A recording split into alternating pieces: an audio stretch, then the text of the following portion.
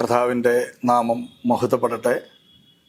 വിശേഷാൽ ഇന്ത്യ പെന്തക്കോസ്ത് ദൈവസഭ Hyderabad Secunderabad district council പ്രസിഡൻറ്റും ഈ ഡിസ്ട്രിക്റ്റിൻ്റെ ചുമതല വഹിക്കുന്ന കർത്താവിൻ്റെ ദാസൻ പാസ്റ്റർ CM മാമൻ അവറുകളുമായി താൻ കഴിഞ്ഞ 50 വർഷം പിന്നിട്ടതായ തൻ്റെ ജീവിത അനുഭവങ്ങളെക്കുറിച്ച് ഗുഡ് ന്യൂസുമായിട്ടുള്ള ഒരു ഇൻ്റർവ്യൂവിൽ ഒന്നിച്ചായിരിക്കാൻ കർത്താവ് തന്ന അവസരത്തെ ഓർത്ത് ഞാൻ ദൈവത്തിന് സ്തോത്രം ചെയ്യുന്നു.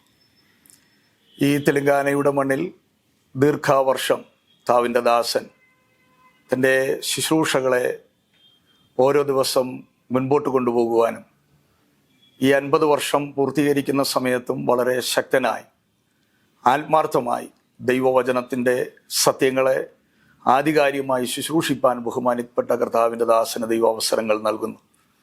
തൻ്റെ കഴിഞ്ഞ കാല അനുഭവങ്ങളെ ഓർത്താൽ അനവധി വേദനകളും പ്രയാസങ്ങളും കഷ്ടപ്പാടുകളും ഒക്കെ ജീവിതത്തിൽ വന്നിട്ടും വിശ്വാസത്തിന് വേണ്ടി വളരെ ധീരമായി തന്നെ ഏൽപ്പിച്ചിരിക്കുന്ന ഉത്തരവാദിത്വം വളരെ കൃത്യമായി ചെയ്യുവാൻ അഭിഷക്തനായ കർത്താവിൻ്റെ ദാസനും തൻ്റെ വാത്സല്യ കുടുംബത്തിനും ദൈവം കൃപയും അനുഗ്രഹങ്ങളും നൽകി.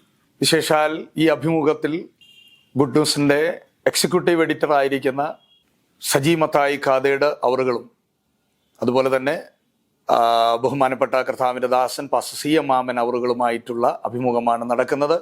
വളരെ പ്രാർത്ഥനയോടെ നമുക്ക് ഇത് ശ്രദ്ധിക്കാവുന്നതാണ്.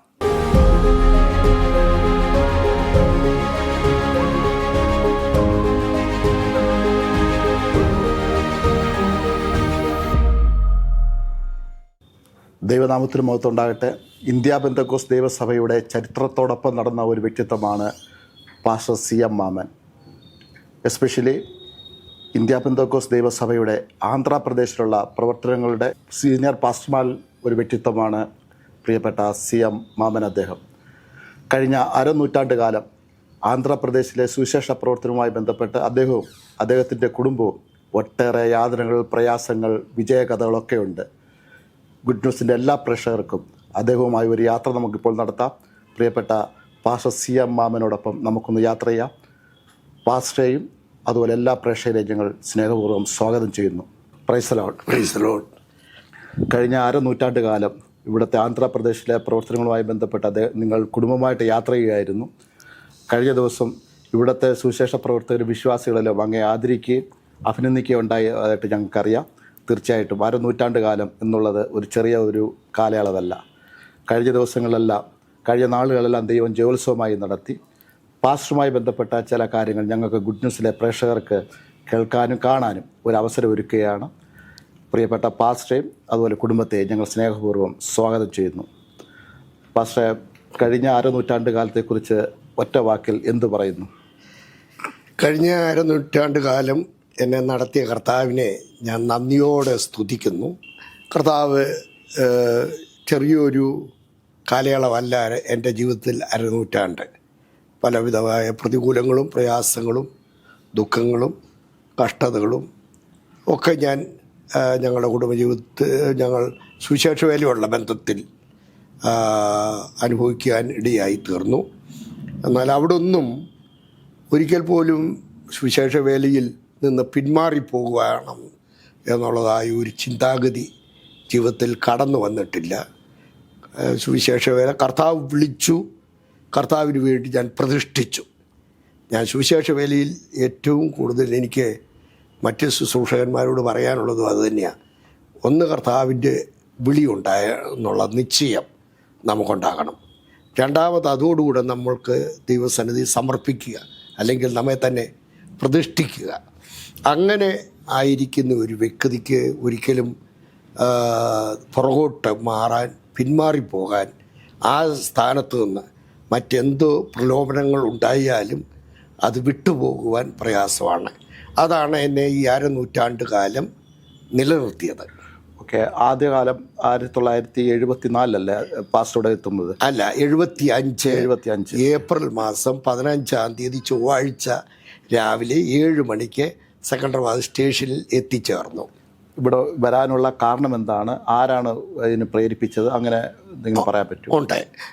ഞാൻ 75 വരെ, 73, 74, 75 മാർച്ച് വരെ ഹെബ്രോൻ ബൈബിൾ കോളേജിലാണ് പഠിച്ചത്. അങ്ങനെ എബ്രോൺ ബൈബിൾ കോളേജിൽ പഠിക്കുന്നതായ സമയത്ത് ജനുവരി മാസത്തിൽ എന്നെ പാസ്റ്റർ TS എബ്രഹാം മാമച്ചന് കേരളത്തിന് വെളിയിൽ പോകാൻ താല്പര്യമുണ്ടോ എന്ന് ആദ്യം ചോദിക്കുന്നത്. എൻ്റെ ആഗ്രഹം അതായിരുന്നു. കേരളത്തിൽ സുവിശേഷ വേല ചെയ്യണമെന്നുള്ള താല്പര്യം എനിക്കില്ലായിരുന്നു. അതിനു മുമ്പ് മുതൽ കേരളത്തിന് വെളിയിൽ, പ്രത്യേകിച്ച് ഞാൻ ബൈബിൾ സ്കൂളിൽ പഠിക്കുന്ന സമയത്താണ് ക്യാപ്റ്റൻ ഷാമുവൽ ബൈബിൾ സ്കൂളിൽ വന്ന് അദ്ദേഹം ഒരു മീറ്റിംഗ്സ്, ഒരു ചാപ്പൽ സർവീസിൽ സംബന്ധിച്ച് ജമ്മു കാശ്മീരിലെ സുവിശേഷ പ്രവർത്തനവും അവിടെ സുവിശേഷകന്മാർ ഇതുപോലെ വടക്കേ ഇന്ത്യയിൽ ആവശ്യമാണെന്നും അദ്ദേഹത്തിൻ്റെ ആ ഒരു സന്ദേശം എന്നെ കോരിത്തരിപ്പിച്ചു. അപ്പോൾ സുവിശേഷവേല കേരളത്തിന് വെളിയിൽ ചെയ്യണം എന്ന് ഞാൻ കാശ്മീരിൽ പോകാമെന്നൊന്നും തീരുമാനമെടുത്തില്ല. എങ്കിലും കേരളത്തിന് വെളിയിൽ പോയി. പക്ഷേ എൻ്റെ ഭാഷയുടെ പരിജ്ഞാനമൊന്നും ഇല്ലാത്തതുകൊണ്ട് എനിക്ക് അതൊരു പ്രതിബന്ധമായിട്ടുണ്ടായിരുന്നു. എങ്കിലും അതൊരു മനസ്സിൽ ഹൃദയത്തിൽ കിടപ്പുണ്ടായിരുന്നു. അത് അവിടെയുള്ള ബന്ധത്തിലാണ് ഈ ചോദ്യം ചോദിച്ചിട്ട് മാസ്റ്റർ TS എബ്രഹാം അവർ പറഞ്ഞത്, മാമച്ചൻ പ്രാർത്ഥിച്ചിട്ട് എന്ന്. പിന്നീട് ഒരു മാർച്ച് മാസത്തിൽ വീണ്ടും ചോദിച്ചു, മാമച്ചൻ പ്രാർത്ഥിച്ചിട്ട് എന്താകുന്നു? ഞാൻ പറഞ്ഞു, ഞാൻ അന്നേരത്തേക്ക് ഞാൻ പോകാൻ താല്പര്യപ്പെടുന്നെന്ന് പറഞ്ഞു. അങ്ങനെയാണ് ഞാനും ഞാൻ അച്ചായൻ എന്നാണ് കൂടുതലും സംബോധന ചെയ്യുന്നത്. അപ്പോൾ അദ്ദേഹത്തെ പേര് വിളിക്കുന്നതിലും എനിക്ക് താല്പര്യം. അച്ചായൻ എന്നാ, കുഞ്ചായൻ എന്നല്ല ഞാൻ വിളിക്കുന്ന കൂടുതലും, അച്ചായൻ എന്നുള്ള സംബോധനയാണ് ഞാൻ ചെയ്തുകൊണ്ടിരുന്നത്. അതുകൊണ്ട് അച്ചായൻ എന്നോട് ഒരു ഞായറാഴ്ച രാവിലെ ഞാനും അച്ചായനും കൂടെ, അല്ലെങ്കിൽ TS എബ്രഹാം അതിൻ്റെ കൂടെ ഞാനും കുമരാട്ട് നിന്ന് തിരിച്ച് എറണാകുളത്ത് വന്ന് അന്ന് പകൽക്കാലം രാവിലെ എറണാകുളത്ത് സഭായോഗത്തിലാണ് സംബന്ധിച്ച്. സഭായോഗത്തിൽ സംബന്ധിച്ചു. അത് കഴിഞ്ഞ് തോമസ് വടക്കേക്കുറ്റിൻ്റെ വീട്ടിൽ പ്രതിഷ്ഠ ഉണ്ടായിരുന്നു. അതും കഴിഞ്ഞിട്ട് ഞങ്ങൾ വൈകിട്ടത്തെ ട്രെയിനിൽ കയറി രാവിലെ തിങ്കളാഴ്ച രാവിലെ മദ്രാസിൽ വന്നു. അന്ന് മദ്രാസ്, ചെന്നൈ അല്ല, മദ്രാസിൽ വന്നു. അന്ന് പിന്നെ വൈകിട്ട് അവിടുന്ന് ഈ കമ്പാർട്ട്മെൻറ്റ് ചെന്നൈ അഥവാ ഹൈദരാബാദ് എക്സ്പ്രസ്സുമായിട്ട് ഒരു ബോഗി കണക്ട് ചെയ്ത് ഞാൻ ചൊവ്വാഴ്ച രാവിലെ ഞങ്ങൾ രണ്ടുപേരും കൂടെ സ്റ്റേഷനിൽ വന്നു. അങ്ങനെയാണ് ഈ ഫിലദൽഫിയയിൽ വന്നു ചേരുന്നത്. എന്തായാലും അരനൂറ്റാണ്ട് കാലമായല്ലോ. പെന്തക്കോസ്തിനെ വിലയിരുത്തി സംസാരിക്കുകയാണെങ്കിൽ ഇന്നത്തെ പെന്തക്കോസ്തിനെ എങ്ങനെ കാണുന്നു? ഇന്നത്തെ പെന്തക്കോസ്തിനെ ഞാൻ വിമർശിക്കുവാൻ എനിക്ക് വലിയ താല്പര്യമില്ല. ആരെയും വിമർശിക്കുന്നതിൽ എനിക്ക് താല്പര്യമില്ല. എന്നാൽ ഞാൻ കണ്ട പെന്തക്കോസ്തല്ല ഇന്നത്തെ പെന്തക്കോസ്ത് എൻ്റെ കാഴ്ചപ്പാടില്ല. കാരണം എൻ്റെ പിതാവ് 2 വയസ്സുള്ളപ്പോൾ പെന്തക്കോസ്തുകാരൻ കുടുംബത്തിലാണ് ജനിച്ചത്. എന്ന് പറഞ്ഞാൽ എൻ്റെ ഗ്രാൻഡ് ഫാദർ വല്യപ്പച്ചൻ മർത്തോമാ സഭയിലെ ഒരു ഉപദേശിയായിരുന്നു. പാപ്പി ഉപദേശി എന്നും വിളിക്കും. CK മാമൻ ആയിരുന്നു വല്യപ്പച്ചൻ. ആ വല്യപ്പച്ചൻ, ഞങ്ങളുടെ കുടുംബമെന്ന് പറയുന്നത് തലവടി വലിയഴത്ത് കുടുംബമാണ്. ആ കുടുംബത്തിൻ്റെ പല ശാഖകളിലൊന്നാണ് ചെറിയകളത്തിൽ കുടുംബം. ആ ചെറുകളത്തിൽ CK മാമൻ എന്ന നാമത്താൽ അറിയപ്പെടുന്ന പാപ്പി ഉപദേശി എന്ന് വിളിക്കുന്ന അപ്പച്ചൻ കങ്ങഴയിൽ വന്നു. തലവടിയിൽ നിന്ന് കങ്ങഴയിൽ വന്ന് അവിടുത്തെ ആദ്യത്തെ മർത്തോമാ സഭ സ്ഥാപകനായിരുന്നു. അങ്ങനെ കുറച്ചുനാൾ മർത്തോമാ സഭയുടെ ഉപദേശിയുമായിട്ടും ഇരിക്കുന്ന കാലയളവിലാണ് പെന്തിക്കോസ് സത്യത്തിലേക്ക് ആകർഷിക്കപ്പെടുകയും പെന്തിക്കോസ്കാരനായി മാറുകയും അന്നു മുതൽ പെന്തിക്കോസ് ഉപദേശിയായിട്ട് ഇരിക്കുകയും കങ്ങഴയിലെ ആദ്യത്തെ പെന്തിക്കോസ് സഭയുടെ സ്ഥാപകനുമാണ്. ആ പെന്തക്കോസ്റ്റിലോട്ട് വരാനുള്ള വല്ല കാരണം വല്ലതും ഉണ്ടോ? അന്ന് ആരായിരുന്നു അവിടെയൊക്കെ ഈ സുവിശേഷ സത്യം വിളിച്ചു പറയാനും ഒക്കെ വരുന്ന, അങ്ങനെ വല്ല അറിയാവോ? വല്യപ്പച്ചനെ സംബന്ധിച്ചിടത്തോളം അപ്പച്ചൻ ഒരു സഞ്ചാര സുവിശേഷകനായിരുന്നു. ഓക്കെ. Yeah. ഒരു സഞ്ചാര സുവിശേഷകനും അതുപോലെ അവിടെ പള്ളിയിൽ ആരാധന മർത്തോമ ഉപദേശിയായിരുന്നു. ഉപദേശി അപ്പോൾ യാത്ര ചെയ്യുമായിരുന്നു. തീർച്ചയായിട്ടും അങ്ങനെയാണെങ്കിൽ ഒരു വിലയിരുത്തി പറയാൻ പറ്റുന്ന ഒരു കാര്യമാണ് ഇന്നത്തെ പെന്തക്കോസ് സഭകളുടെ സ്പെഷ്യാലിറ്റി. പെന്തക്കോസ് സഭ എന്ന് പറയുന്നത് ഇതുപോലൊരു അനുഭവം ഇനിയും നമുക്കിനി ക്രിസ്ത്യാനിറ്റിയിൽ കിട്ടാനില്ല. ഞാൻ വിശ്വസിക്കുന്നത് അനേക പെന്തിക്കോസ് സംഘടനകളുണ്ടെങ്കിലും അതിൻ്റെ പെന്തിക്കോസ്തിൻ്റെ അപ്പുറം ഒന്നില്ല. അതാണ് എൻ്റെ അറിവ്. രക്ഷാനുഭവം യഥാർത്ഥത്തിൽ യേശുവായിട്ട് അടുക്കാനുള്ള, ആത്മാവിൽ സത്യത്തിൽ ആരാധിക്കാനുള്ള ഒരു ഒരു ഒരു ഉണർവെന്നുള്ളത് പെന്തക്കോസേ ഉള്ളൂ, അല്ലെങ്കിൽ ഒരു മാധ്യമം എന്നുള്ളത് പെന്തക്കോസേ ഉള്ളൂ. ഇതിനപ്പുറമായിട്ടില്ലെന്ന അല്ലേ എന്ന് പറഞ്ഞാൽ അന്നത്തെ മർത്തോമാ സഭയിലും രക്ഷയുടെ അനുഭവമുണ്ട്. പലരും പരിശുദ്ധാത്മ സ്നാനം പ്രാപിച്ചവരാണ്. എന്നാൽ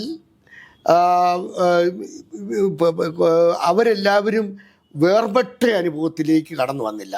അന്നത്തെ പെന്തിക്കോസ്ത് എന്ന് പറഞ്ഞ വേർപാട് അനുഷ്ഠിക്കുന്നവരായിരുന്നു. സകലവും വിട്ടും കർത്താവിന് വേണ്ടി സമർപ്പിച്ച് ഇറങ്ങി പുറപ്പെടുന്നവരാണ്. അവർക്ക് മുൻപോട്ട് എന്തായിത്തീരുമെന്നുള്ളതിനെക്കുറിച്ച് ഭയമില്ലായിരുന്നു. എങ്കിലും കർത്താവിനെ സ്നേഹിക്കുക, കർത്താവിന് വേണ്ടി നിലനിൽക്കുക. അതിന് ഒരു ഉദാഹരണം ഞാൻ പറയാം. അന്നത്തെ വേർപാടിൻ്റെ എൻ്റെ പിതാവിൽ നിന്നാണ് എനിക്ക് കൂടുതൽ പെന്തിക്കോസ് സത്യങ്ങൾ അറിയാനും പഠിക്കാനും എനിക്ക് ഇന്നും ഒരു മാതൃക എൻ്റെ പിതാവ് തന്നെയാണ്. അതിനപ്പുറം വേറൊരു ആളിൻ്റെ പേരും എടുത്തു പറയാൻ എനിക്കില്ല. അങ്ങനെ ഇരിക്കുന്ന സമയത്ത് എൻ്റെ പിതാവ് പറഞ്ഞത്, എൻ്റെ വല്യപ്പച്ചൻ കങ്ങട പെന്തിക്കോസിൻ്റെ ആദ്യത്തെ ഉപദേശി, പാസ്റ്റർ എന്നുള്ള സംബോധന അന്നില്ല, ഉപദേശി എന്ന് മാത്രമേ ഉള്ളൂ.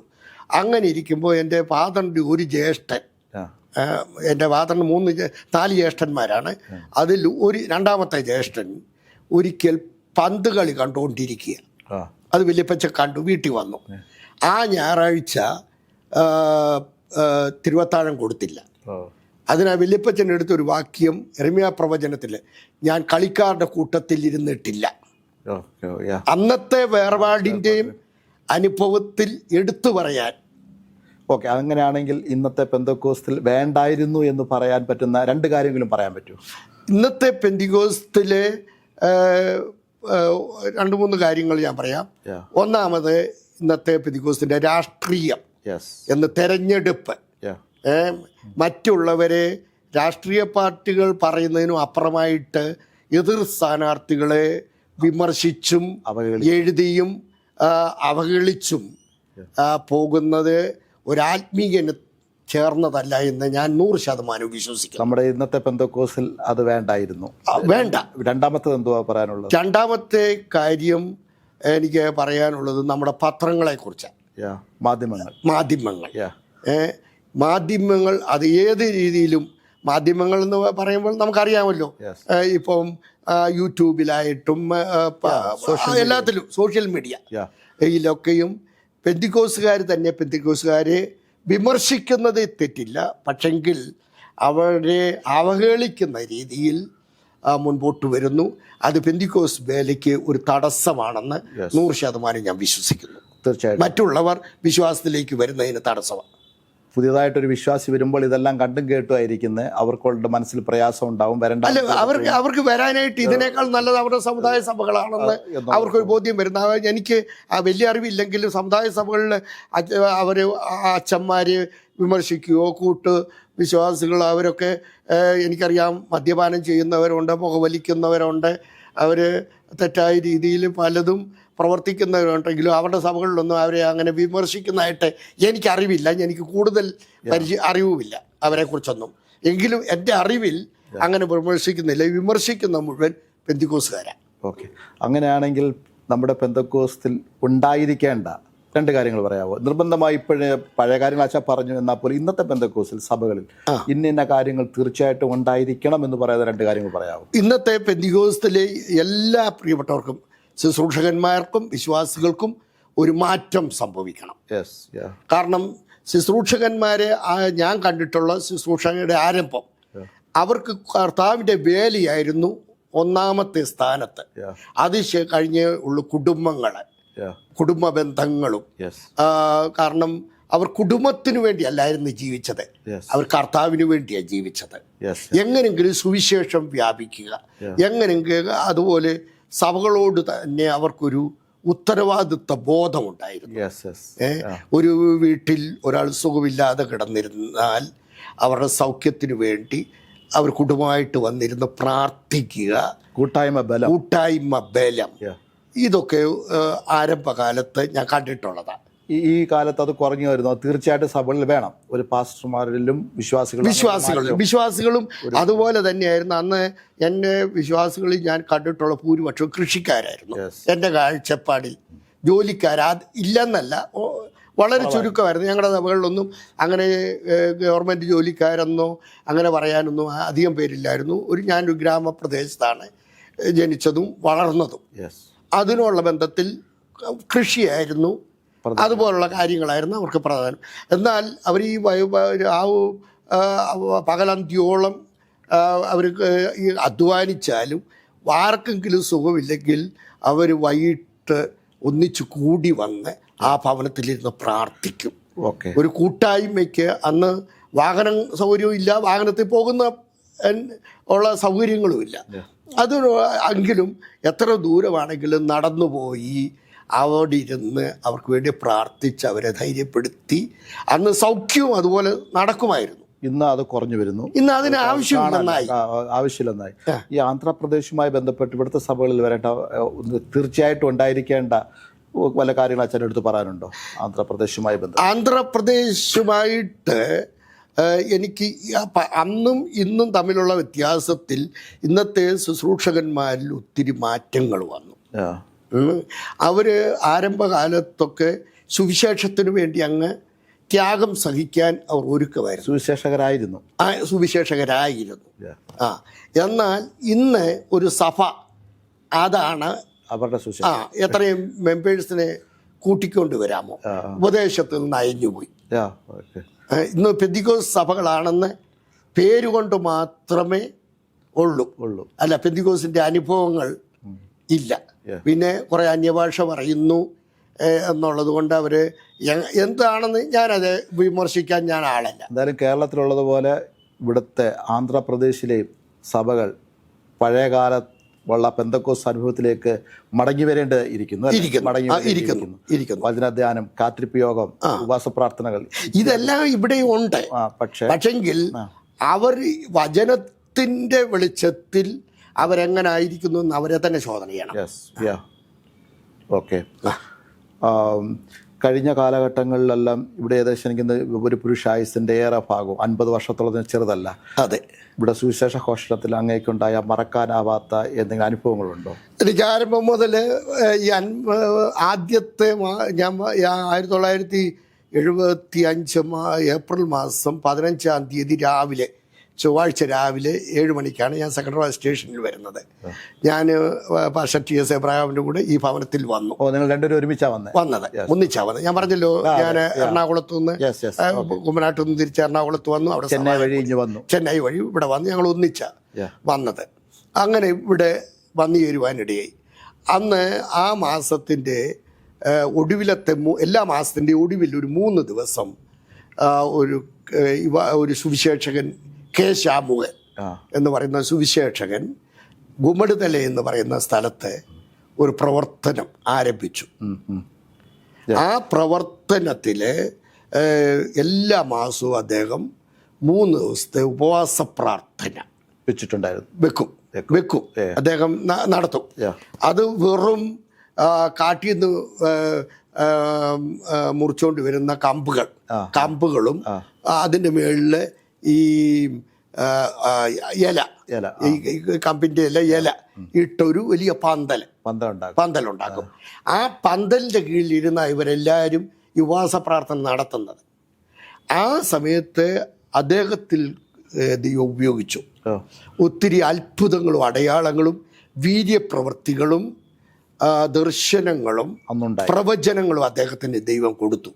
അതൊരു പ്രത്യേക, അദ്ദേഹത്തിന് വിദ്യാഭ്യാസം ഇല്ലാത്തൊരു മനുഷ്യനായിരുന്നെങ്കിലും ദൈവം അദ്ദേഹത്തെ അതുപോലെ അങ്ങ് ഉപയോഗിച്ചു.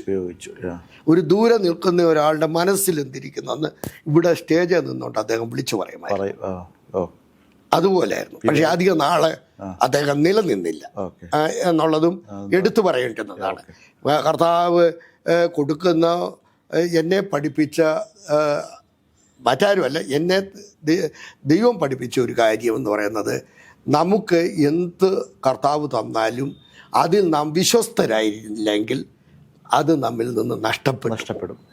അത് നഷ്ടപ്പെട്ടാൽ പിന്നെ നാം വെറും ഒന്നുമല്ല, ആരുമല്ല. ഇതെന്നെ കർത്താവ് പഠിപ്പിച്ച ഒരു കാര്യമാണ്. അവിടെ ഈ പന്തലിൻ്റെ അടുത്ത് അച്ഛൻ പോയപ്പോൾ ഞാൻ ആ ഉപവാസ പ്രാർത്ഥനയ്ക്ക് ഇവിടുന്ന് തന്നെ അവിടെ പറഞ്ഞു വിട്ടു. ഞാൻ ആദ്യത്തെ ദിവസം ഉപവാസ പ്രാർത്ഥന സംബന്ധിച്ചു. ചൂട്, ഇവിടുത്തെ സഹിക്കാൻ വയ്യാത്ത ചൂട്.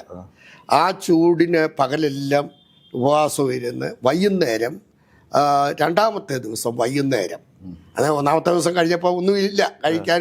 ഉപവാസം എന്ന് പറഞ്ഞാൽ ഉപവാസം തന്നെ. പിന്നെ 2 പ്രാവശ്യം ഈ പച്ചമാങ്ങ ചുട്ടിട്ട് അത് പിഴിഞ്ഞ് വെള്ളം തരും, പഞ്ചസാര ഇട്ട് തരും. അതാണ് നമ്മുടെ ആകെ കുടിക്കുന്ന. പിന്നെ പച്ചവെള്ളം വേണേൽ കുടിക്കാം. ഇതാണ് നമ്മുടെ. രണ്ടാമത്തെ ദിവസവും ഇതുപോലെ ഉപവാസമായിട്ട് വൈകുന്നേരം വൈകിട്ട് ഇദ്ദേഹം താമസിക്കുന്ന ഗ്രാമത്തിൽ അദ്ദേഹത്തിൻ്റെ വീടിന് മുമ്പിൽ കുറേ സ്കൂളിൻ്റെ ഗ്രൗണ്ടൊക്കെ ഉണ്ട്. അപ്പം പകലത്തെ അന്നത്തെ ഉപവാസ പ്രാർത്ഥനയിൽ കുറഞ്ഞതൊരു 100-300 പേരിൽ കൂടുതലുണ്ട്. അത്ഭുതങ്ങൾക്ക് വേണ്ടി 500-300 അതിൽ കൂടുതലുണ്ട്. ഞാൻ കണക്ക് നമുക്ക് കൃത്യമായിട്ടൊന്നും പറയാനൊക്കെ ഇല്ല. ആ ഗ്രൗണ്ട് ഒത്തിരി ഉണ്ടായിരുന്നു. അതിൻ്റെ രണ്ടാമത്തെ വൈകിട്ട് അദ്ദേഹത്തിൻ്റെ വീടിൻ്റെ താമസിക്കുന്ന വാടക വീടിൻ്റെ മുമ്പിലൊരു പ്രാർത്ഥന വെക്കും. ഒരു 10-40-50 പേര് കൂടും. ബാക്കിയുള്ളവരെല്ലാം അങ്ങ് പോകും. അല്ലാത്തവർ ഇവിടെ കിടക്കുന്നവരും രോഗികളായിട്ട് വരുന്നവരൊക്കെ. അങ്ങനെ വൈകിട്ട് ഞാൻ പകലും സംസാരിക്കും. വേറൊരു സഹോദരൻ അന്ന് മലയാളത്തിൽ നിന്ന് ട്രാൻസ്ലേറ്റ് ചെയ്യുമായിരുന്നു. വൈകിട്ടും ഇതുപോലെ പ്രസംഗിച്ചു. അപ്പം പകലും ഈ തളർന്നു. വൈകിട്ട് ഞാൻ ആ വീടിൻ്റെ വെളിയിൽ, അകത്ത് കിടക്കാനൊന്നും നോക്കത്തില്ല, വെളിയിൽ ഒരു കട്ടിലെന്ന് പറഞ്ഞാൽ 4 കാലും അതിനെ 2 കമ്പും വെച്ചിട്ട് ഇവിടുത്തെ ഒരുമാതിരി കയറുണ്ട്. അത് അങ്ങൂടെ ഇങ്ങൂടെ ഒന്ന് വരയും. അത് കാണുന്നവർക്കേ അറിയത്തുള്ളൂ. അതിലൊരു ഷീറ്റും വിരിച്ച് ഞാൻ കിടന്നു. ഈ പകലത്തെ ക്ഷീണവും ഈ ഉപവാസത്തിൻ്റെ ഇതെല്ലാം കൊണ്ട് ഞാൻ അങ്ങ് ഉറങ്ങിപ്പോയി കഴിയുമ്പോൾ രാത്രി ഏത് സമയത്താണെന്ന് അറിയത്തില്ല. ഞാൻ രാവിലെ ഉണർന്നത്. വെളുക്കുന്നിടം വരെ ഞാൻ പിന്നെ ഉണർന്നിട്ടേ ഇല്ല. പിറ്റേ ദിവസം രാവിലെ ഞാൻ ഉണർന്നു കഴിഞ്ഞപ്പോൾ ആ സുവിശേഷകൻ വീടിനകത്താണ്. അദ്ദേഹം എന്നോട് പറഞ്ഞു, നിൻ്റെ കിടക്കയ്ക്ക് ചുറ്റും കുറേ ജനങ്ങൾ കൂടി വന്ന് ഇവനെ എടുത്തുകൊണ്ട് പോയി നമുക്ക് കുളത്തിലിടാമെന്ന് പറയുന്നു. ഇവർക്ക് ഇവന് തെലുങ്കു അറിയാം, എനിക്ക് തെലുങ്കു അറിയത്തില്ല ഇവർ പറയുന്നത്. അങ്ങനെ ഇടാമെന്ന് പറഞ്ഞ് അവിടെ നിന്നു. ഇവർ അകത്ത് പ്രാർത്ഥിച്ചുകൊണ്ടിരിക്കുകയായിരുന്നെന്ന് പറഞ്ഞു. ഈ സുവിശേഷകൻ കുടുംബം ഉണ്ടായിരുന്നു. അവർ പ്രാർത്ഥിച്ചുകൊണ്ടിരുന്നു. ദൈവം അത്ഭുതം എന്ന് പറയട്ടെ, അവർ പിന്നെ അങ്ങ് പോയി. ഇതിൻ്റെ പുറകിൽ ഒരു ചരിത്രമുണ്ട്. കുമരാട് ബൈബിൾ കോളേജിൽ നിന്ന് പഠിച്ച് കൂന്നിക്കാരൻ ഒരു ജോർജ് കുട്ടി, കേവലം എൻ്റെ അറിവ് ശരിയാണെങ്കിൽ 22 വയസ്സേ ഉള്ളൂ. ഞാൻ അദ്ദേഹത്തെ കണ്ടിട്ടില്ല. ഇവിടെ വന്നേ പിന്നെ എനിക്ക് കൂടുതൽ അറിവുണ്ടായത്. അദ്ദേഹം ഇതിന് ഒരു 5 കിലോമീറ്റർ ഇപ്പുറത്ത് ഒരു എയർഫോഴ്സ് അക്കാഡമി ഉണ്ട്. അവിടെ കുറേ മലയാളികളുണ്ടായിരുന്നു. ഈ സുവിശേഷകൻ ബാച്ചിലറായിരുന്നു. അദ്ദേഹം കുമനാട്ടിൽ നിന്ന് ഇവിടെ വന്നത്. അദ്ദേഹം പെട്ടെന്ന് ലാംഗ്വേജ് പഠിച്ചു. അദ്ദേഹം എൻ്റെ അറിവ് ശരിയാണെങ്കിൽ ഏതാണ്ട് 70 ഗ്രാമങ്ങളോളം സൈക്കിളിൽ നടന്ന് സുവിശേഷം പ്രസംഗിച്ചിട്ടുണ്ട്. ഈ ഒരു മെയ് മാസം ഡേറ്റ് എനിക്ക് കൃത്യം ഓർമ്മയില്ലെങ്കിലും അദ്ദേഹത്തെ കുളത്തിൽ നിന്ന് 3-ാമത്തെ ദിവസം ശവമാണ് കാണുന്നത്. അങ്ങനെ ഒരു ബാക്ക് ഹിസ്റ്ററി അവിടെ ഉണ്ട്. അത് കഴിഞ്ഞിട്ടായി ഈ സുവിശേഷകനെ വിട്ടത്. അപ്പോൾ ദൈവം എന്നെ മരണത്തിൽ നിന്ന് വിടുവിച്ചു. അല്ലെങ്കിൽ ദൈവത്തിന് എന്നെ കുറിച്ച് ഒരു ഉദ്ദേശം ഉള്ളത് കൊണ്ട് എനിക്കൊന്നും സംഭവിച്ചില്ല. ദൈവം ഇടയാക്കിയില്ല. വേറെ അത് പുറകോട്ട് തിരിഞ്ഞു നോക്കുമ്പോൾ ഈ ചരിത്രവും കൂടെ നോക്കുമ്പോൾ തീർച്ചയായിട്ടും അങ്ങനെ സംഭവിക്കാമായിരുന്നു. ദൈവം കാത്തു സൂക്ഷിച്ചു. യെസ്. വേറെ ഏതെങ്കിലും അച്ഛനും ഓർത്തെടുക്കാൻ പറ്റുന്ന മറക്കാനാവാത്ത സുവിശേഷ വേലയുള്ള ബന്ധത്തിൽ അന്നത്തെ കാലത്ത് ഞാൻ ഗ്രാമങ്ങൾ തോറും പോകുമായിരുന്നു. അന്ന് പ്രയാസങ്ങളും പട്ടിണിയും ഞെരുക്കമൊക്കെ ഉണ്ടെങ്കിലും സുവിശേഷത്തോടുള്ള ഒരു വലിയ ആവൽ, എന്താ പറയുന്നത്, വലിയൊരു താല്പര്യം ഉള്ളിലുള്ളത് കൊണ്ട് ഗ്രാമങ്ങളിൽ പോകുന്നതിനോടായിരുന്നു എനിക്ക് വലിയ താല്പര്യം. അവിടുത്തെ സുവിശേഷ പ്രവർത്തനം ഗ്രാമങ്ങളിൽ എതിർപ്പുകളില്ലായിരുന്നു സുവിശേഷത്തിന്. ഇവിടെ മൊത്തത്തിൽ അന്നൊന്നും തെലുങ്കാനയില് ആന്ധ്രയിലും സുവിശേഷത്തിന് എതിർപ്പുകളില്ലായിരുന്നു. നമ്മളൊരു ഗ്രാമത്തിൽ ചെന്ന ആദ്യം സർപഞ്ചിയുടെ വീട്ടിൽ, സർപഞ്ചി എന്ന് പറഞ്ഞാൽ ആ ഗ്രാമത്തിൻ്റെ തലവൻ അവരുടെ വീട്ടിൽ ചെന്നാൽ നമ്മളെ മാന്യമായിട്ട് വിളിച്ചകത്തിരുത്തുമായിരുന്നു. ഇരുത്തി ഒരു ചായയൊക്കെ തന്നിട്ട് പിന്നെ നമ്മൾ ഈ ട്രാക്റ്റുമായിട്ട്, അന്ന് ട്രാക്റ്റ് വായിക്കാനൊന്നും അത്ര വിദ്യാഭ്യാസമുള്ളവരൊന്നും ഗ്രാമങ്ങളിൽ ഇല്ല, എന്നാലും പോകുമ്പോൾ ട്രാക്റ്റുമായിട്ടാണ് പോകുന്നത്. വായിക്കാൻ അറിയാവുന്നവർക്ക് കൊടുക്കും. ഈ ട്രാക്റ്റ് ആരുടെ നേരത്തെ കിട്ടുമ്പോഴും അവർ പറയും എനിക്ക് വായന അറിയത്തില്ല. അന്നേരം അവരോട് സുവിശേഷം വ്യക്തിപരമായിട്ട് പറയും. പേഴ്സണൽ ഇവാഞ്ചലിസം അവരോട് പറയാനൊരു ചാൻസായി ഇതെന്താണെന്നുള്ളത്, ഇതിനകത്തുള്ളത് എല്ലാം വായിക്കയച്ചു കൊടുക്കുകയൊന്നുമില്ല. അവരോട് പറയുന്നതാണ് യേശു ക്രിസ്തു ദൈവമാണ്, അവൻ നമ്മുടെ രക്ഷകനാണ്, അവൻ നമുക്ക് വേണ്ടി, നമ്മുടെ പാപത്തിനു വേണ്ടി അവൻ മരിച്ചു. ഇങ്ങനെയുള്ളതായ കാര്യങ്ങൾ സിമ്പിളായിട്ട് അവരോട് പറയും. നമ്മളിങ്ങനെ നടന്നിട്ട് സുവിശേഷം പറഞ്ഞ് മടങ്ങി വരുന്ന ഒരു അനുഭവമുണ്ട്. ഇങ്ങനെയുള്ള ഗ്രാമങ്ങളിൽ പോയിട്ടുള്ളിടത്തൊക്കെ ആളുകൾ രക്ഷിക്കപ്പെടുകയും സ്നാനപ്പെടുകയും ചെയ്തിട്ടുണ്ട്. ഉദാഹരണം പറയാനാണെങ്കിൽ ഇവിടെ നിന്നൊരു 100 കിലോമീറ്റർ ദൂരമുള്ള നാൽഗൊണ്ട ഡിസ്ട്രിക്റ്റിലുള്ള ഒരു ഗ്രാമം പാമുക്കൊണ്ട ഗ്രാമത്തിൽ പോയി വേല ആരംഭിക്കുന്നത് ഞാനാണ്. അങ്ങനെയാണെങ്കിൽ ഞാൻ വേറെ കാര്യം ചോദിക്കട്ടെ, ഇവിടെ മൊത്തത്തിൽ അച്ഛൻ ഇവിടെ വന്നതിന് ശേഷം എത്ര സഭകളൊക്കെ സ്ഥാപിച്ചിട്ടുണ്ടാവും, അല്ലെങ്കിൽ അതിനുവേണ്ടി പ്രയത്നിച്ചിട്ടുണ്ടാവും, അങ്ങനെ പറയാൻ പറ്റുമോ? പാംകുണ്ട സഭയുടെ ഉത്ഭവം അവിടെ ആദ്യം സ്നാനപ്പെട്ടു. അത് 7 പേര് സ്നാനപ്പെട്ടു 2 പ്രാവശ്യമായിട്ട്.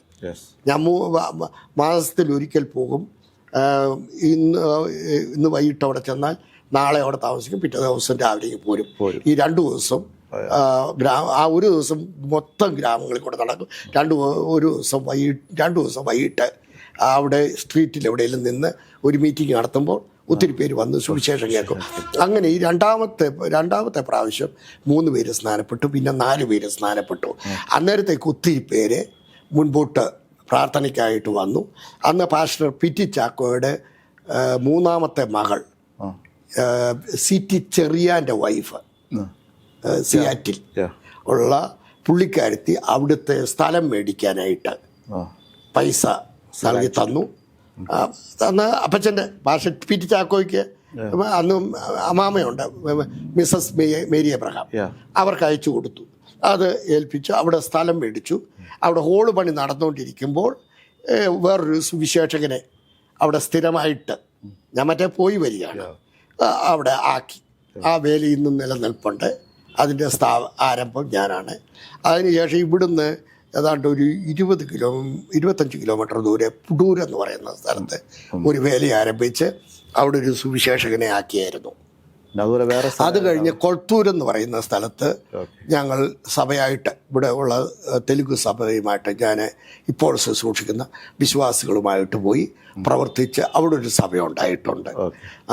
വേറൊരു സഭ ഇവിടെ നിന്ന് 65 കിലോമീറ്റർ ഗജവല്ലി എന്ന് പറയുന്ന സ്ഥലത്ത് ഞാൻ അവിടെ പോയി പ്രവർത്തിച്ച് കുറേ ആത്മാക്കൾ രക്ഷിക്കപ്പെട്ട് സ്നാനപ്പെട്ടു. ഞങ്ങൾ മാസത്തിൽ ഒരിക്കൽ അവരിവിടെ വന്ന് തിരുവത്താഴം എടുക്കും. മാസത്തിൽ ഒരു പ്രാവശ്യം ഞാൻ സഭക്കാരെയും കൂട്ടിക്കൊണ്ട് അവിടെ പോയി. അങ്ങനെ വേല ആരംഭിച്ചു. സഭ അഭിവൃദ്ധിപ്പെട്ടു. അന്നേരം ഒരു സുവിശേഷകനെ അവിടെ ആക്കി. അവിടെ ഒരു സ്ഥലം, അതിൻ്റെ മുഴുവൻ പൈസയും ഞാനാണ് മുടക്കിയത്. വേറെ ആരുടെയും കയ്യിൽ നിന്ന് ഒരു പൈസ പോലും മേടിക്കാതെ ഒരു സ്ഥലം മേടിച്ച് അവിടെ ഒരു വേല ഉണ്ട്. ഞാൻ പറഞ്ഞത്, ഞാൻ കർത്താവ് എൻ്റെ കയ്യിൽ തന്നിട്ടുള്ള ഭൗതിക നന്മകൾ ഞാൻ എൻ്റെ കുടുംബത്തിന് വേണ്ടിയല്ല ചെലവഴിച്ചത്, സുവിശേഷ പ്രവർത്തനത്തിന് വേണ്ടിയാണ്. ഭൗതികമായ വിഷയത്തിൽ ഞാൻ ഒത്തിരി ഞെരുക്കം അനുഭവിച്ചിട്ടുണ്ട്. ദൈവം അപ്പോഴൊക്കെ സഹായിച്ചിട്ടുണ്ട്. അപ്പോഴൊക്കെ ദൈവം അത്ഭുതകരമായി നടത്തിയിട്ടുണ്ട്. എൻ്റെ കുഞ്ഞുങ്ങളുടെ വിദ്യാഭ്യാസം, 3 കുഞ്ഞുങ്ങളാണ് എനിക്ക് ഉണ്ടായിരുന്നത്. ഞാൻ മൂത്ത മകൾ അക്സ എലിസബത്ത് മാമൻ കുഞ്ഞാണ്. എൻ്റെ 1980 സെപ്റ്റംബർ 6-ാം തീയതിയാണ് ജനിച്ചത്. മോള് അത് മുതൽ എൻ്റെ മൂത്ത കുഞ്ഞാണ്. ഞാൻ ഇവരെ രണ്ടുപേരെക്കാളും കൂടുതൽ സ്നേഹിച്ചതും എന്താണെന്ന് എനിക്കറിയത്തില്ല, ഒരു പ്രത്യേക, അതുകൊണ്ട് എൻ്റെ ഇവരെ രണ്ടുപേരെ സ്നേഹിച്ചിട്ടില്ല എന്നല്ല പറഞ്ഞ്, എന്നാൽ എനിക്കൊരു ഒരു പ്രത്യേകതയായിരുന്നു. അങ്ങനെ ആ കുഞ്ഞ് 13 വയസ്സ് കഴിഞ്ഞ് 14-ാമത്തെ വയസ്സിൽ മോൾ ഈ ലോകത്ത് നിന്ന് സ്വർഗത്തിലേക്ക് കടന്നുപോയി. സ്വർഗത്തിലേക്ക് പോകാൻ കാര്യം അവൾ ചെറിയ പ്രായത്തിൽ തന്നെ രക്ഷയുടെ അനുഭവം നന്നായിട്ട് അവൾക്കുണ്ടായിരുന്നു. അവൾ അത് പറയും. ഞങ്ങളുടെ കൂടെ സുവിശേഷ വേലയ്ക്ക് പോകുന്നിടത്ത് വരികയും ചെയ്യുമായിരുന്നു. അന്നത്തെ കാലത്ത് ഞാനും ഇവിടുത്തെ സഭയെയും കൂട്ടിക്കൊണ്ടൊക്കെ ഇങ്ങനെ പോയി ട്രാക്റ്റുകൾ കൊടുക്കാനും പോകും. അന്ന് എതിർപ്പുകളില്ല. അമ്മാമ്മയോടൊപ്പം മോളും വരും, സഭാവിശ്വാസികളും വരും. അവധിയുള്ള ദിവസങ്ങളെല്ലാം വരും. അത് എപ്പോഴും ഒരു മനസ്സിന് നീറുന്ന ഒരു ഇന്നും. എന്നിട്ട് മോള് മരിക്കുന്ന സമയത്ത്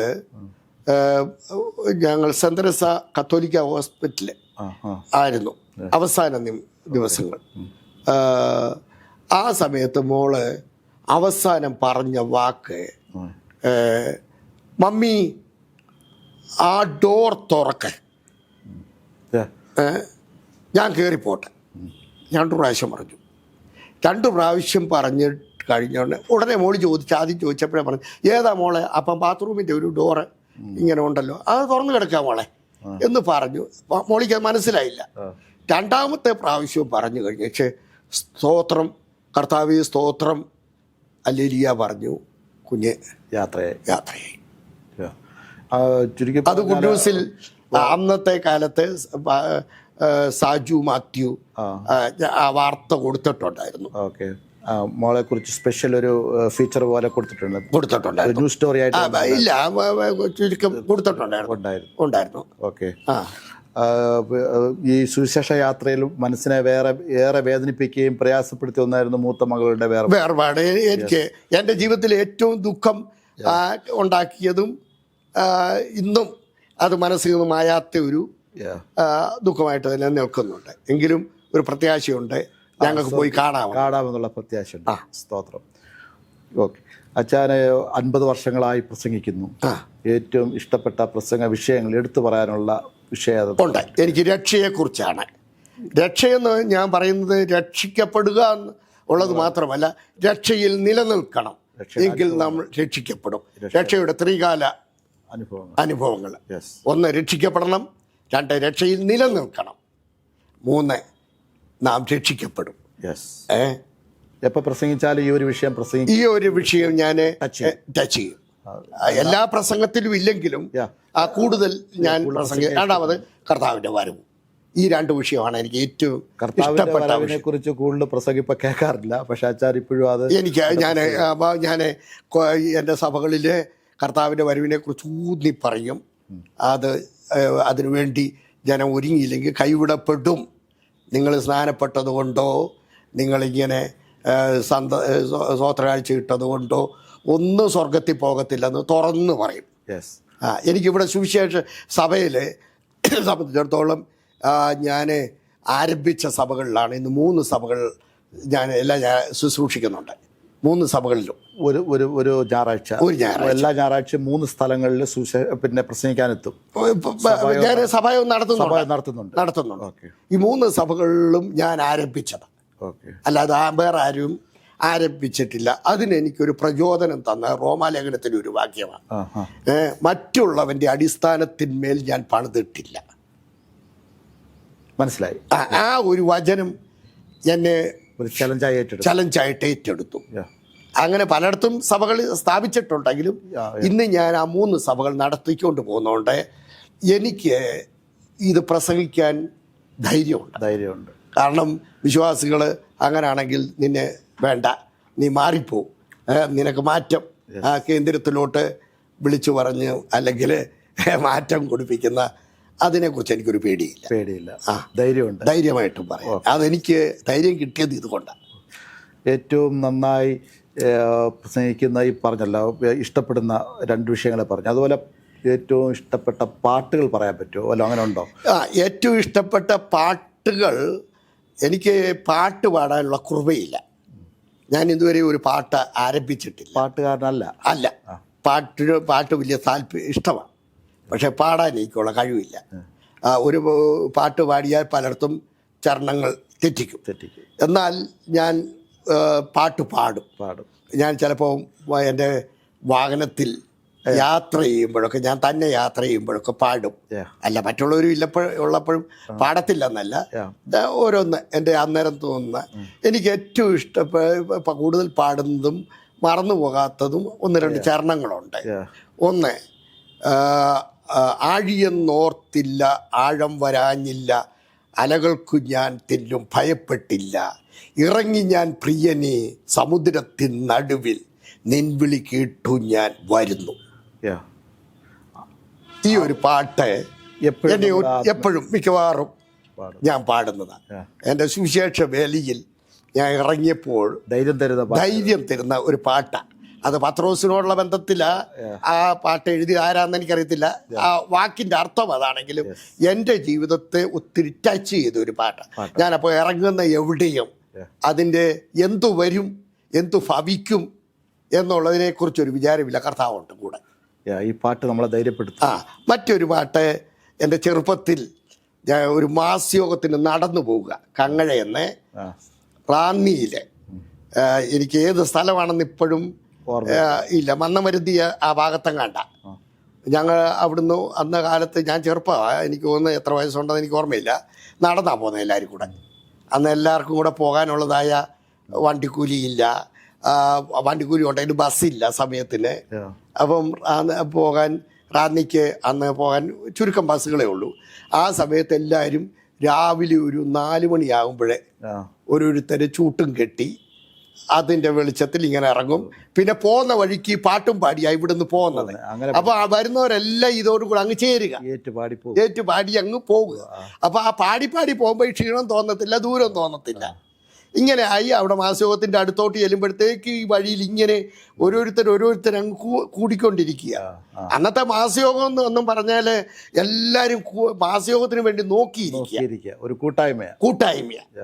ഇന്ന് പലയിടത്തും മാസയോഗം എന്നൊക്കെ പറയുന്നിടത്ത് ഞാൻ കേട്ടതാ. എനിക്ക് കേരളത്തുമായിട്ട് ഇപ്പോൾ ഒത്തിരി പോകാറും വരാറൊന്നുമില്ല. എന്നാൽ അന്നത്തെ കാലത്ത് ഒരു മാസയോഗം എന്ന് പറയുമ്പോൾ വിശ്വാസികൾ ചുരുക്കം ഓരോരുത്തടുത്ത്, എന്നാൽ എല്ലാവരും കൂടെ ഒന്ന് കൂടുമ്പോഴത്തേക്ക് ഒരു സ്വർഗീയ സന്തോഷം അനുഭവിക്കുന്നത്. അന്ന് കുഞ്ഞുങ്ങളും ഒക്കെ അങ്ങ് പോവുക, ശനിയാഴ്ചയൊക്കെ ആയിരിക്കും, അന്ന് സ്കൂളില്ല. അപ്പം കുഞ്ഞുങ്ങളെ കൊണ്ടാണ് പോകുന്നത്, കാരണം വീട്ടിൽ ഇട്ടേച്ച് പോകാനൊക്കെയില്ല. അപ്പം പോകുന്നവർ നടന്നാ പോകുന്നത്, കാത്തിരിക്കുക. അന്ന് പാടുന്ന ഒരു പാട്ടായിരുന്നു, ബോട്ടിൽ ഞാൻ കയറിയിടും പാട്ടോടെ യാത്രയ്ക്കായി, കോട്ടാമില്ലാതുള്ള വീട്ടിൽ ഞാൻ എത്തിയിടും, തീരും ഏൻ ദുഃഖം വിലാപവും, ചേരും ഞാൻ സ്വർഗേ വേഗം, ഹല്ലേലൂയ. ഹല്ലേലൂയ ഒക്കെ പാടുമ്പോഴത്തേക്ക് അങ്ങ് നൃത്തം ചെയ്യാണ് റോഡിക്കിടയിലൊക്കെ. ഒരിക്കലും മറക്കാനാവാത്തതും നമ്മൾ ഒറ്റയ്ക്കിരിക്കുമ്പോൾ പാടുന്നതും നമ്മളെ ആത്മീയ പ്രചോദനം തരുന്ന 2 പാട്ടുകളാണ് അച്ഛൻ ഈ പറഞ്ഞ 2. അതെ. എങ്ങനെയാ അച്ഛൻ്റെ ദിനചര്യകളൊക്കെ? വെളുപ്പിനെ എപ്പോഴാണ് എഴുന്നേക്കുന്നത്? ഞാൻ ഈ കുറച്ച് വർഷങ്ങളായിട്ട് രാവിലെ 3 മണിക്ക് എഴുന്നേൽക്കും. 3 മുതൽ 4 വരെ എൻ്റെ പ്രാർത്ഥനാ സമയമാണ്. അത് കഴിഞ്ഞ് ഈ കോവിഡിൻ്റെ സമയം മുതൽ എനിക്കൊരു ഓൺലൈൻ പ്രാർത്ഥനയുണ്ട്, അതിന്നും നടക്കുന്നുണ്ട്. അന്ന് കോവിഡിൻ്റെ സമയമായതുകൊണ്ടാണ് ഈ ഓൺലൈൻ തുടങ്ങിയത്. ആ പ്രാർത്ഥന 4 മുതൽ 6 വരെയാണ്. ഇപ്പോഴും അത് നടക്കുന്നുണ്ട്.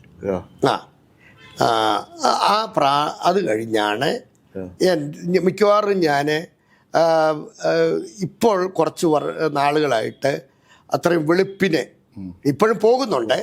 അല്ലെങ്കിൽ ചിലപ്പോൾ 7 മണിയൊക്കെ ആകുമ്പോഴത്തേക്ക് ഞാൻ വെളിയിൽ പോകും.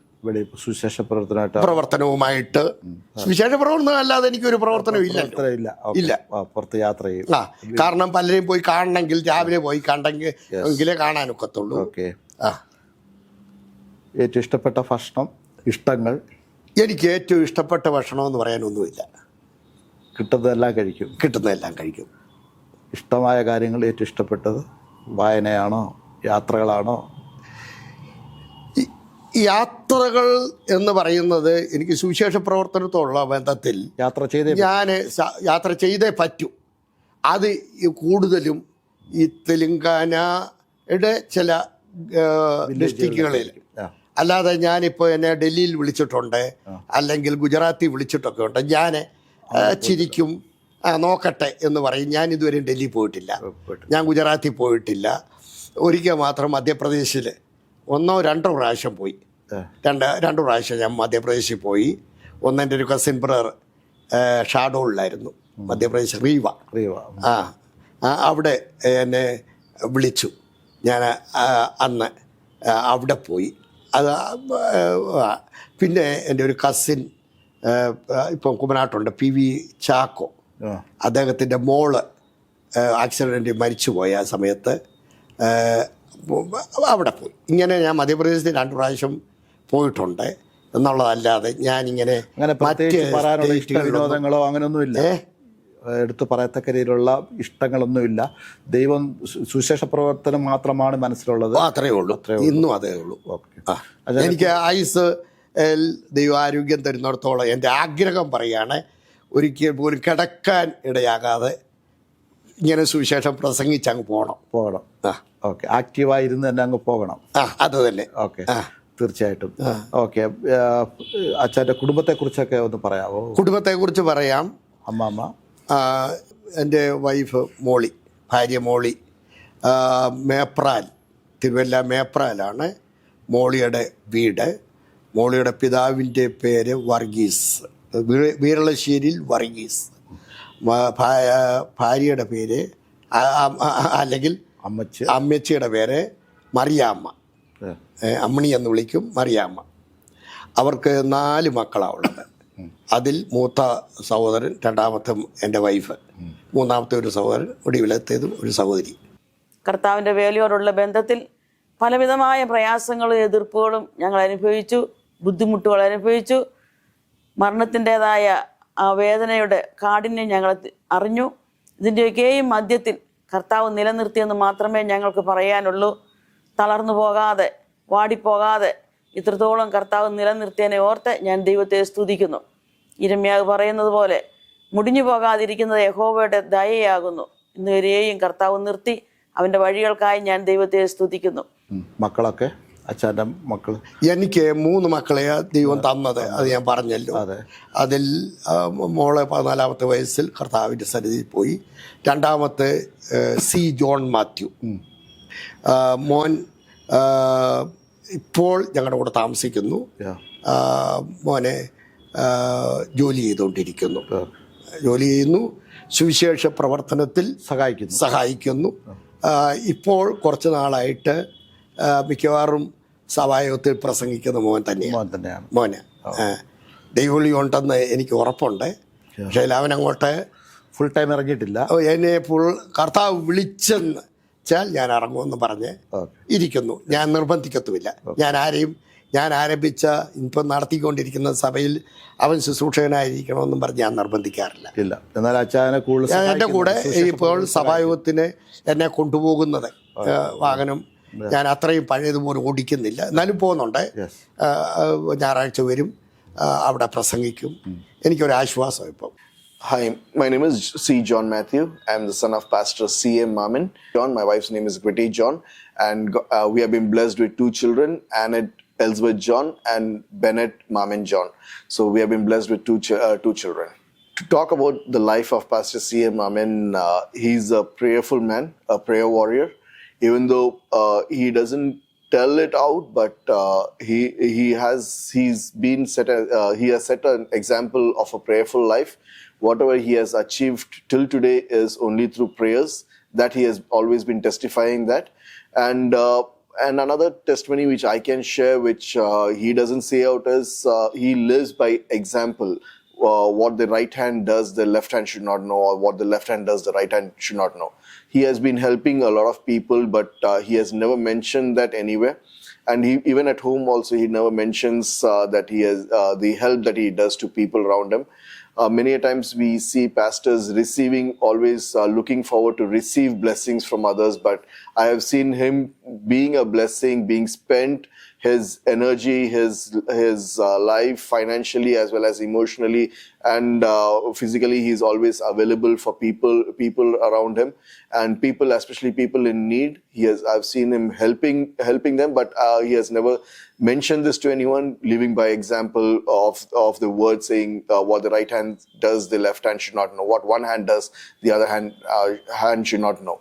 So that is one testimony which I can share about him, and also his prayerful life. Early morning at exact 3 o'clock, whenever I work in the night shifts. So at 3 o'clock, when I wake up, I see him sitting and praying. He has his own personal prayer time at 3 o'clock, early morning, 3 o'clock in the morning, when there is no one around, no one to disturb him, no one to disturb him. So that's the time he spends in prayer.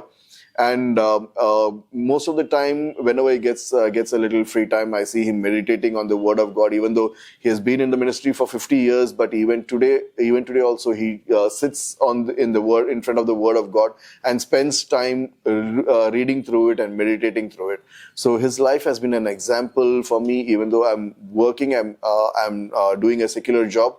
Along with that, he has always been encouraging me to do the work of God, to help out in ministries wherever possible, not just in pastoral ministry, but also in all other sectors of the church. I grew up in a faith home, in a parsonage. Since my childhood, even till today, the past 40 to 43 years, I've been living in a faith home, and I thank God for teaching me a lot of things that I learned being living in a faith home, which you don't get when we are away, which you don't get to learn outside if you are staying out of the faith home. So thank God for all the wonderful things that he has been teaching us, as well as teaching me and my family, being with my parents, looking at their life. Not just dad, my mom, she's an example of service. How Mary and Martha, how they were serving the guest who came home. My mom is always available. Even any guest who comes here, she's always ready to welcome them, to serve them. I've never seen her complaining about a short time that she has to prepare food or to prepare a room for the guest. At any given notice, she quickly gets things done quickly to help and serve in the ministry. I've seen her as an example of a person who supports the pastor in his ministry. Not just the pastor, even though pastor, he stands in front of others, he preaches, and his life is seen through his life is seen publicly. But a pastor's wife, behind the scene, there's a lot of things that they do. It's not only service, but also prayer life and her meditation, which she does. Even though no one sees it out, but as a son. As a son, I've seen it throughout my entire life. I've seen how she serves others with a smile, even though she's not well. Even when she's sick, she's always ready to serve people, always willing to help people who are in need. If there's anyone who comes hungry, even after the lunchtime also, even when people comes in, she asks, did you have lunch or did you have dinner? And then she quickly prepares something for them. It's not elaborate meal, but something to fill their tummy. So I've seen the service that she's done, and I thank God for her life also, the life of my mom and the life of my dad in his the way that my mom has been supporting my dad in his ministry. Thank you. എൻ്റെ ഇളയതാണ് എപ്സിയ Thomas. അടൂരിൽ ഏഴംകുളത്തു നിന്ന് കല്യാണം കഴിച്ചിരിക്കുന്നു, മോളെ കല്യാണം കഴിപ്പിച്ചത്. Praise the Lord. My name is Hepzibah Thomas. I'm the youngest daughter of Pastor C.M. Mammon and Mrs. Molly Mammon. I have been married to Pastor James Thomas, who's the youngest son of Pastor late KP Thomas and Mrs. Anama Thomas. Pastor KP Thomas has also been in ministry for over 50 years before he was called into his heavenly abode. As heaven and earth bear witness to the sacred milestone of my father's journey, I stand in awe before the Almighty for his divine providence during these 50 years. To witness half a century of ministry through a pastor's daughter's eyes gives me a unique perspective where the public mantle of calling intersects with the private altar of commitment. I recall the mornings and evenings of family prayers, which were long. Those days, the family prayers would seem very long and boring, but that has set a foundation for me in my faith, which has now been instilled in my family life and in my children. There were two priorities that my dad had expected out of me. One was to have a spiritual life, and the second was to educate myself. When all my friends enjoyed their Sunday mornings and evenings, we were asked to go to all the churches and lead Sunday schools and lead worships. Those days, although it felt very long and I felt my whole Sunday was gone, those experiences led me to be very strong in the Lord. The second priority he set was education. He taught us in convent schools, he gave us good education, and he asked us to move on and never to stop education, which has been instilled, which I still follow. എൻ്റെ പേര് James Thomas. എപ്പിസോഡിലെ serious ശുശ്രൂഷകനായി ഇപ്പോൾ നിത്യം വിശ്രമിക്കുന്ന pastor KP Thomas, Annama Thomas ദമ്പതികളുടെ 3 മക്കൾ ഇളയ മകനായ എനിക്ക് ഈ കുടുംബത്തിൽ ഇളയ മകളായ ഹെപ്സിബായ് തോമസിനെ ഹെപ്സിബായ് വിവാഹം കഴിച്ച് ഈ കുടുംബത്തിലേക്ക് കടന്നു വരുവാനുള്ളൊരു ഭാഗ്യം ദൈവം എനിക്ക് ലഭിച്ചു.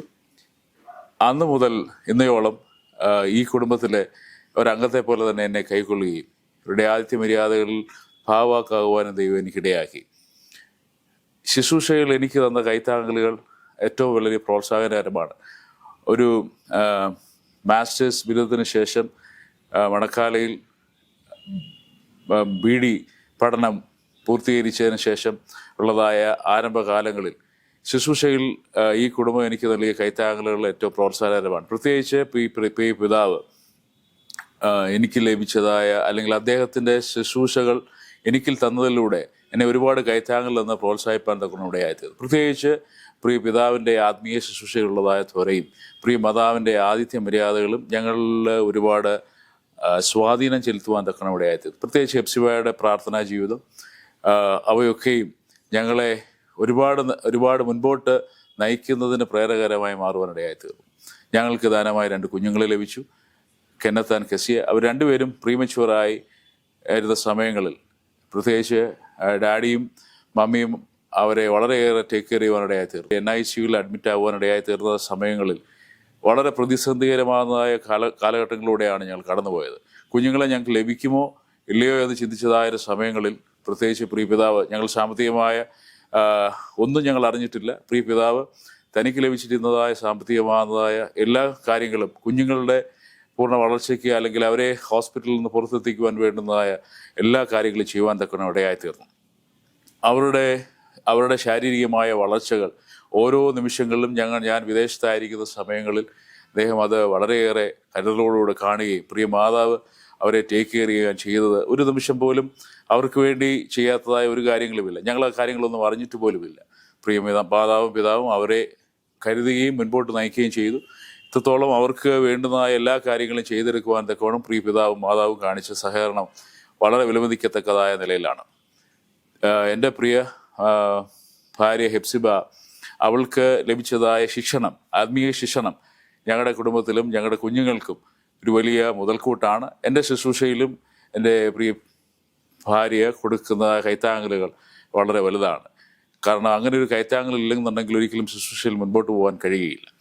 ഞാൻ ഇവിടെ നാട്ടിലേക്ക് വരുന്നതായ സമയങ്ങളിൽ ഇവിടെയുള്ളതായ സഭകളിൽ ശുശ്രൂഷിപ്പാൻ ആവശ്യമാകുന്നതായ കൈത്താങ്ങലുകൾ നൽകുകയും പ്രസംഗിക്കുവാനും ഈ സെൻറ്ററിലുള്ള മറ്റ് സഭകളെ സന്ദർശിക്കുവാനും ആ സഭകളിലുള്ളതായ ആത്മീയ പ്രവർത്തനങ്ങളിൽ വളരെ നിരീക്ഷിക്കുവാനും തക്കവണ്ണം എനിക്കിടയായി തീർന്നിട്ടുണ്ട്. പ്രിയ പിതാവ് തനിക്ക് ലഭിക്കുന്നതായ പണം മുഴുവനും സഭയുടെ അഭിവൃദ്ധിക്ക് വേണ്ടി ചെലവഴിക്കുന്നത് കാണുവാൻ തക്കവണ്ണം ഇടയായത്. ഞങ്ങളോട് ചെലവഴിച്ചതായ 1 മാസം മാത്രമേ അദ്ദേഹം ഞങ്ങളോടൊപ്പം അമേരിക്കയിൽ വന്ന് ചെലവഴിക്കുവാൻ തക്കവണ്ണം ഇടയായുള്ളൂ. ആ വന്ന സമയം അദ്ദേഹം പലരോടും ചോദിക്കുന്നതായ കാര്യം അദ്ദേഹത്തിന് ഇവിടെയുള്ളതായ പ്രവർത്തനങ്ങളിൽ സഭയില്ലാത്ത ഇടങ്ങളിൽ സഭകൾ ഉണ്ടാക്കുവാൻ വേണ്ടുന്നതായ ആവശ്യത്തിന് വേണ്ടിയുള്ളതായ പണം മാത്രമാണ് അദ്ദേഹം ആഗ്രഹിച്ചത്.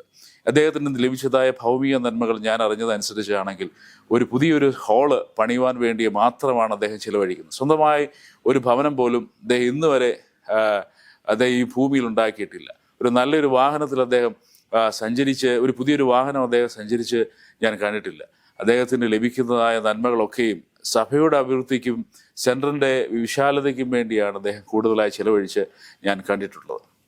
അദ്ദേഹത്തിൻ്റെ പ്രാർത്ഥനാ ജീവിതവും അദ്ദേഹത്തിൻ്റെ ആത്മീയ ശുശ്രൂഷയുള്ളതായ അദ്ദേഹത്തിൻ്റെ അധ്വാനവും ആഗ്രഹവും ഒക്കെ ഒരു ശുശ്രൂഷയിൽ വളർന്നു വരുമെന്നതായ ഒരു വിദ്യാർത്ഥിക്ക് ഏറ്റവും വലിയൊരു പാഠപുസ്തകമാണ്. കഴിഞ്ഞ 50 വർഷക്കാലം അദ്ദേഹം ഈ സിറ്റിയിൽ, ട്വിൻ സിറ്റിയിൽ IPC ഹൈദരാബാദ്, സെക്കന്ദരാബാദ് ചെയ്തെടുത്തതായ അദ്ദേഹത്തിൻ്റെ പ്രവർത്തനങ്ങൾ വിലമതിക്കത്തക്കതാണ്. വന്നപ്പോൾ ഒന്നുമില്ലാതിരുന്ന സ്ഥാനത്ത് നിന്ന് ഇത്രത്തോളം അദ്ദേഹത്തിന് സഭകളെയും പ്രവർത്തനങ്ങളെയും വിശാലതയിൽ കൊണ്ടുവന്നതും അതിൻ്റെതായ നന്മകളും കാണുവാൻ തക്കണം ഇടയായിത്തീരുന്നു എന്നുള്ളത് ഏറ്റവും ചാരിതാർത്ഥ്യമായ കാര്യമാണ്. പ്രേക്ഷകരായ ഗുഡ് ന്യൂസിലെ പ്രേക്ഷകരായ അവരോട് ആചാര്യ പറയാനുള്ളത് എന്തുവാ? എൻ്റെ ജീവിതത്തിൽ കർത്താവിൻ്റെ വിളിയുണ്ടായി സുവിശേഷ വേലയ്ക്ക് ഇറങ്ങിയതിൽ ഞാൻ ഒത്തിരി അഭിമാനിക്കുന്നു. ഞാൻ ഒരിക്കലും സുവിശേഷ വേലയ്ക്ക് എന്തിനിറങ്ങിയെന്നുള്ളത് എൻ്റെ ഒരു ചിന്ത വന്നിട്ടില്ല. പിന്നെയോ ഇനിയൊരു അനുഭവം കൂടെ കിട്ടിയാൽ കർത്താവിൻ്റെ വേല മാത്രം ചെയ്യണം എന്നുള്ളതായ ഒരു ആഗ്രഹമാണ് എൻ്റെ ഹൃദയത്തിൽ. എന്ന് പറഞ്ഞാൽ അങ്ങനെയുള്ള ഇനി ഒരു അവസരം ഇല്ലല്ലോ ചെയ്യുന്നത്. അതുകൊണ്ട് ഏത് തലമുറയും സുവിശേഷ പ്രവർത്തനം ചെയ്യുന്നത് നമുക്ക് ഏറ്റവും അനുഗ്രഹമാണ്. അത് കർത്താവിന് വേണ്ടി പ്രവർത്തിക്കുന്നത്. ഞാൻ പറയാറുണ്ട്, ലോക ജോലിക്കൊക്കെ ഒരു വിരാമമുണ്ട്, എന്നാൽ സുവിശേഷ വേലയിൽ ഒരു വിരാമമില്ല. ഞാൻ കുറച്ച് നാൾ ഇനി റെസ്റ്റ് എടുക്കുക എന്ന് പറയാൻ ഞാൻ പറയാറുള്ള ഒരു കാര്യം, നമ്മൾ സമാഗമന കൂടാരത്തിൽ പല ഉപകരണങ്ങളെക്കുറിച്ച് പഠിക്കുന്നുണ്ടെങ്കിലും അവിടെ ഒരു കിടക്കയോ ഒരു കസേരയോ അല്ലെങ്കിൽ ഒരു സ്റ്റൂള് പോലുമില്ല. പ്രവർത്തിക്കാനാണ് ആക്കിയിരിക്കുന്നത്, അല്ലാതെ വിശ്രമിക്കാനല്ല. വിശ്രമിക്കാൻ ദൈവം നമ്മളെ വിളിച്ചു കൊണ്ടുപോകും, വിളിക്കും, ഇവിടെ വന്ന് വിശ്രമിച്ചു കൊടുക്കാൻ. ഈ ഭൂമിയിലുള്ള കാലത്തോളം ഞാൻ ഇനി വിശ്രമിക്കുകയാണെന്ന് പറയരുത് എന്നാണ് എനിക്ക് എല്ലാ പ്രിയപ്പെട്ടവരോടും ഓർപ്പിക്കാറുള്ളത്. ആവോളം അവൻ്റെ വേലയ്ക്ക് വേണ്ടി ഇറങ്ങുക എന്നുള്ളത് എനിക്ക് പറയാനുള്ള ഒരു ദൂത് കൂടെ ഉണ്ട് എല്ലാവരോടും. എന്നെ ഏറ്റവും ചലഞ്ച് ചെയ്തിട്ടുള്ള ഒരു വാക്യഭാഗമാണ് ഫിലിപ്പിയ ലേഖനം 3-ാം അധ്യായം. അതിലിങ്ങനെ പൗലോസ് 3 പ്രാവശ്യം, 2 പ്രാവശ്യം ഛേദം എന്ന് ഞാൻ എണ്ണുന്നു, 3-ാമത്തെ പ്രാവശ്യം എല്ലാം ചവറെന്ന് എണ്ണുന്നു അല്ലേ മലയാളത്തിൽ. എനിക്ക് മലയാളത്തിൽ ഒത്തിരി സംസാരിക്കാനുള്ള തെലുങ്ക് ആണ് ഞാൻ കൂടുതലും സംസാരിക്കുന്നത്. അതുകൊണ്ട് ഇടയ്ക്കിടയ്ക്ക് അവിടെ വരുന്നത് 3 പറയുന്നത്, പൗലോസ് പറയുന്നത്, ഞാൻ ക്രിസ്തു നിമിത്തം സകലവും ഛേദമെന്നെണ്ണി. അടുത്തത് പറയുന്നത്, ക്രിസ്തുവിനെക്കുറിച്ചുള്ള പരിജ്ഞാനം നിമിത്തം ഞാൻ സകലവും ഛേദമെന്ന് നിന്നു. 3-ാമത്തെ പ്രാവശ്യം പറഞ്ഞിരിക്കുന്നത്, മരിച്ചവരിൽ നിന്ന് വല്ലവിധേനയും ഒരു ഉയർപ്പുണ്ടാകണമെന്ന് വെച്ച് ഞാൻ സകലവും ചവറന്നെണ്ണുന്നു. അത് തെലുങ്കിൽ പറയുന്നത് నేను పెంటతో సమానముగా చూస్తున్నాను. ഇത് അതുകൊണ്ട് വല്ലവിധേനയും, ഈ വാക്യം എന്നെ എപ്പോഴും ചലഞ്ച് ചെയ്യുന്നുണ്ട്, എനിക്കും ഭയം ഉണ്ടാക്കുന്നുണ്ട്. വല്ലവിധേനയും മരിച്ചവരിൽ നിന്നൊരു ഉയർപ്പ് വേണമെന്ന് വെച്ച് ഞാൻ അത്രത്തോളം ആയിട്ടില്ല. അത് എന്നെ വളരെ ചലഞ്ച് ചെയ്യുന്നു. ഓരോ വ്യക്തികളും ഈ വചനം ഏറ്റെടുത്താൽ നന്നായിരിക്കും. ഇത്ര നേരം ഗുഡ് ന്യൂസിലെ പ്രേക്ഷകർക്ക് കാണത്തക്ക രീതിയിൽ നല്ല രീതിയിൽ തന്നെ അച്ഛൻ അനുഭവങ്ങളുമൊക്കെ പറയാൻ ദൈവം ഇടയാക്കി. മുന്നോട്ടുള്ള യാത്രയിൽ ദൈവം തീർച്ചയായിട്ടും ഒട്ടേറെ അനുഗ്രഹങ്ങളും സുവിശേഷ പ്രവർത്തനത്തിൽ വാതിലുകൾ ഇവിടെ തുറക്കുവാൻ ദൈവം ഇടയാക്കട്ടെ എന്ന് ഞാൻ പ്രാർത്ഥിക്കുന്നു. Thank you. ഇത്രയും നേരം ഞങ്ങളോട് സംസാരിച്ച പ്രിയപ്പെട്ട പാസ്റ്റർ CM മാമനോടുള്ള നന്ദി അറിയിക്കുന്നു. Thank you very much.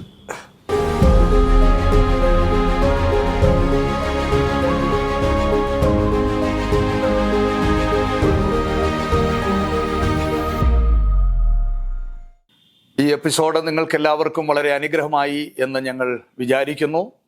ഇതുപോലെ ഉള്ള അനുഭവങ്ങളെക്കുറിച്ച് നിങ്ങൾക്ക് ഞങ്ങളുടെ ഓൺലൈൻ മാധ്യമത്തിലൂടെ അവതരിപ്പിക്കാവുന്നതാണ്. അതിന് നിങ്ങൾ താല്പര്യമുണ്ടെങ്കിൽ ദയവായി ഞങ്ങളെ കോൺടാക്റ്റ് ചെയ്യണമെന്ന് ഓർപ്പിക്കുന്നു. എല്ലാവരെയും കർത്താവ് ധാരാളമായി അനുഗ്രഹിക്കട്ടെ. ആമേൻ.